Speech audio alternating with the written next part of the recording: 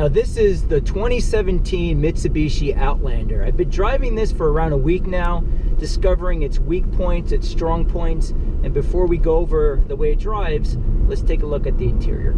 So let's start with the gauge cluster. As you can see, nicely laid out, very easy to read. It's a push button start, so just keep the key fob in your pocket, hit that button and the vehicle starts. And then taking a look at the steering wheel, a very nice small diameter steering wheel. I love the 10 and 2 notches. It reminds me of the old school Subaru WRXs with the Momo steering wheel. Really thick grips. I love that feature. I would like a flat steering wheel. You may think I'm a little crazy for saying that, but the Nissan Rogue has a flat bottom steering wheel and they have an opening for this section of the steering wheel, which I like because I tend to drive like this on the highway. So that's one, or really the only gripe, is if this would have an opening here.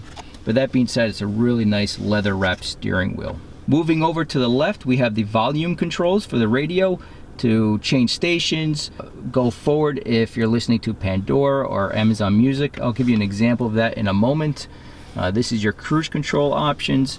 And then you have voice recognition. For example, if we hit that. A short press of the voice recognition key will activate the system's voice recognition.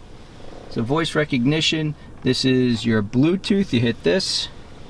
So of course you have address book. You could do recent calls, so on and so forth. So everything right here is right on the screen, and this ends a call. So everything is right here on the steering wheel. And the main feature here is the 7-inch color screen display. Now this is completely touchscreen, as you can see. This turns on your audio and could control the volume and turn off. That's it. Everything else is through this this interface here. So of course you have your FM radio, just to show you what it looks like. You can save up to 6 stations here, another 6 here, so 12 altogether. And to go back, you just hit home. Okay. So FM, AM, Bluetooth audio. This is a really nice feature. If you're not familiar with modern vehicles, they often have Bluetooth audio. So what that means is whatever is streaming on your phone, or whatever you have playing on your phone, I should say, will stream through the car speaker. So just to give you an example, if we hit that, and I open, I don't know why this is playing, but if I open, let's say, I have Amazon Music. If I want to listen to The Dark Knight Rises, there we go. So that will pop up on here.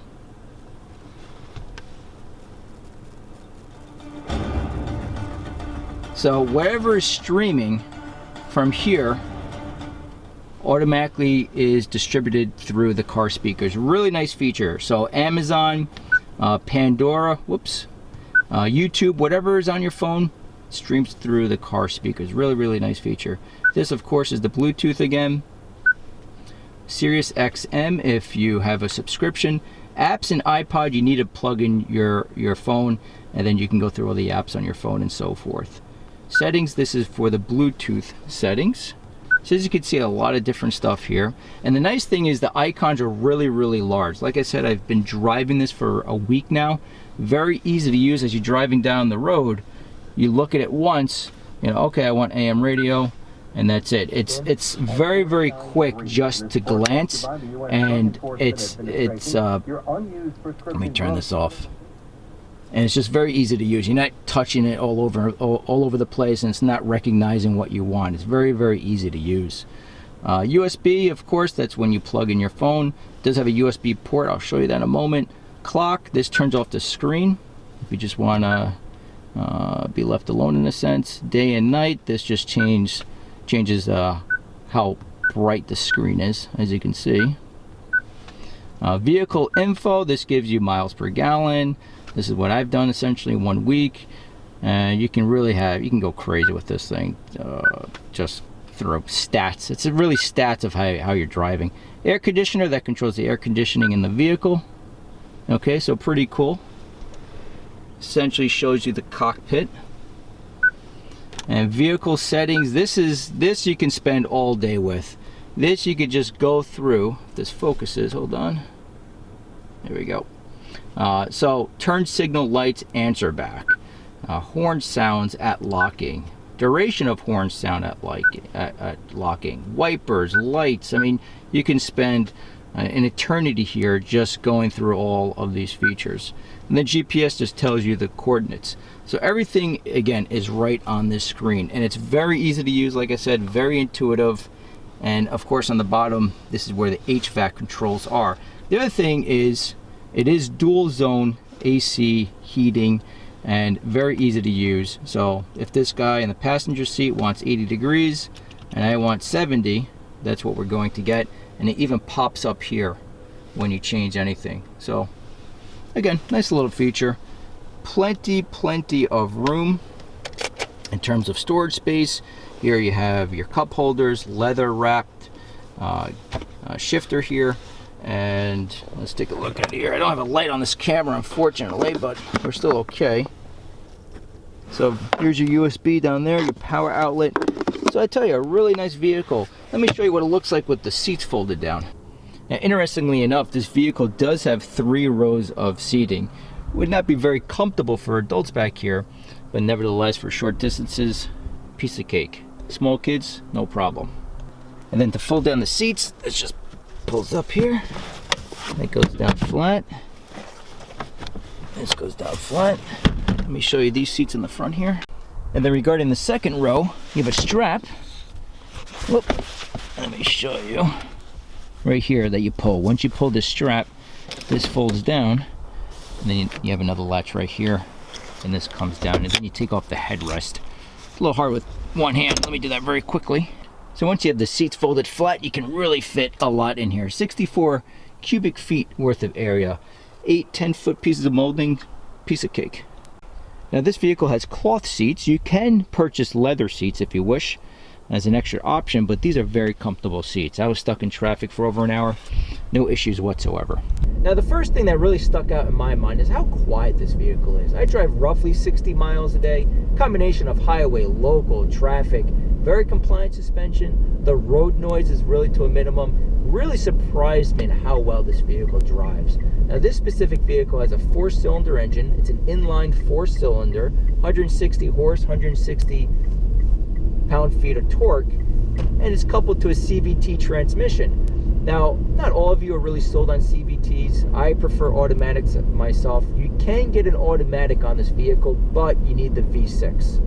Chances are most of you are looking at the 4-cylinder because it's in the same realm as the RAV4, the Equinox, the Rogue. So chances are this is what you're looking at. And it's a really nice setup. I've driven modern Nissans with the CVTs. I like this setup better than the Nissans. To me, just the engine's a little bit more responsive. The engine noise also is certainly quieter than Nissans. To me, the Nissan's a little bit more raspy. And don't get me wrong, I like Nissans. I'm not trying to badmouth them in any way, but to me, this is a very, very nice setup. But the parting piece really is the warranty, because all of these vehicles are in the same price range. But with this vehicle, you get 7-year, 100,000-mile powertrain warranty. Then you have a 7-year, 100,000-mile rust prevention warranty. Then a 5-year, 60,000-mile bumper-to-bumper, and 5-year unlimited miles roadside assistance. So you get a lot of warranties on the base model. It's standard, and that's a very, very nice thing to have. The downside here in the northeastern United States, there are not a lot of Mitsubishi dealerships compared to Chevy and Ford and Honda and Nissan. I can't think of the nearest Mitsubishi dealership right now off the top of my head. I have no idea where they are. If I could think of 3 Nissans, 3 Ford dealerships, Honda, I know they're just so concentrated. And the reason why that can make a difference is when you have to go in for maintenance, when you have an issue, a recall, whatever the case may be. And like many of us, busy lives, kids and everything else, now you have to take more time to drive further to the dealership. So it's something to consider. But that being said, it drives surprisingly well. The downside, I would say, if you want a fast vehicle, this is not it. This is not an incredibly fast car. Maybe high 8s, 0 to 60. I had no issues merging on highways, but if you want something fast, this is not the car for you. The other thing is, if you are sitting people in that 3rd row, especially adults, very cramped. Really, it's not made for long distance. I don't think so, for adults to sit back there. You can sit back there, but very, very cramped. And doing research on this vehicle, I came across an article that Motor Trend wrote in 2016. It was a long-term vehicle that they had for over 30,000 miles. And they just stated it was very cheap to maintain and very reliable. And I get that sense driving this after 1 week. So I hope this gives you a pretty good idea if you're thinking about purchasing a Mitsubishi Outlander. One last thing I will say in terms of reliability and that sort of thing. Growing up in high school, a buddy of mine had a Mitsubishi Diamante. Beat the hell out of that car. Floored it everywhere, brake late, took turns way too quickly. And for the 2 years, junior and senior year, he had that vehicle. It never stopped running. It just kept running. It was always so quiet. The type of vehicle that you did not even know the car was on when you were sitting inside the car. A really, really nice, reliable vehicle, and he beat the hell out of that thing. So I can't personally tell you how these vehicles hold up over the long term, but that being said, just going and experiencing that Diamante, that thing was just so well built. And again, I feel that with this vehicle, a very surprisingly very, very nice vehicle.